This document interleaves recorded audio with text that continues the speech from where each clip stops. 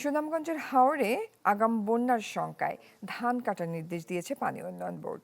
এতে বিপাকে পড়েছেন কৃষকরা, কারণ তাদের বেশিরভাগ ধানই কাঁচা। একদিকে কাঁচা ধান কেটে লোকসান, অন্যদিকে অপেক্ষা করলে বন্যায় সব হারানোর ভয়।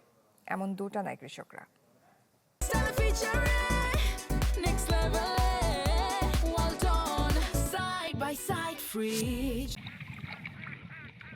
সুনামগঞ্জ হাওরে আগাম বন্যার শঙ্কায় কৃষকদের দ্রুত ধান কাটার আহ্বান করেছে পানি উন্নয়ন বোর্ড।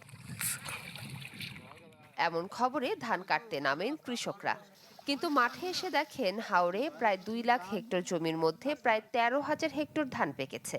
অধিকাংশ ধানই কাঁচা। কাঁচা ধান কেটে লোকসান আর অপেক্ষা করলে বন্যায় সব হারানোর ভয়। এমন দোটানে রয়েছেন কৃষকরা। কৃষি উন্নয়ন বোর্ডে তারা কইছেন পানি আইওর দেশ এখন রয়েছে ধান কাঁচা, তারার কথা মতো ধান কাটলে হইতো না, ধানের কথা মতো ধান কাটতে হবে। বেরিবাদের কারণে ডুবরায় ধান চলে গেছে। যদি বেরিবেদ না সুচকে থাকতো মাঝে মাঝে, তাহলে পানিগুলো নিষ্কাশন হইলো না, আমার ধান সুস্থ থাকলো না। কালকে রাতে খামলা তুলেছি 400 টাকা 800 টাকা খামলা রোজ হয়। আমরা 400 টাকা 800 দিতে পারি না, খামলা আনতে পারি না।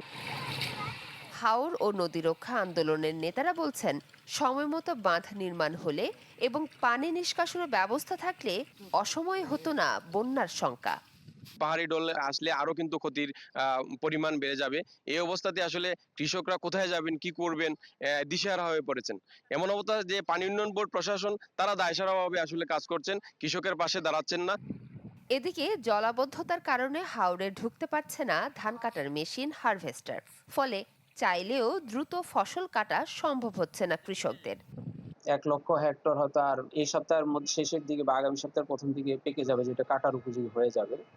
আমাদের কম্বাইন হারভেস্টার আসছে হলো 602টা সচল কম্বাইন হারভেস্টার আমাদের সুনামগঞ্জের আছে। এছাড়া বাইরে থেকে প্রায় 250টা কম্বাইন হারভেস্টার আসছে। সুরমা নদীর পানি বিপদসীমার কাছাকাছি চলে যেতে পারে। তো আমরা কৃষক ভাইদেরকে অনুরোধ করবো, তারা যেসব জমির ধান 80% পেকে গেছে, 80% পেকে গেছে, সেই সব জমির ধান যেন তারা দ্রুত সময়ের ভিতরে কেটে নিয়ে যায়। কৃষকরা বলছেন, আগাম বন্যার শঙ্কায় দ্রুত ধান কাটা কোনো স্থায়ী সমাধান নয়।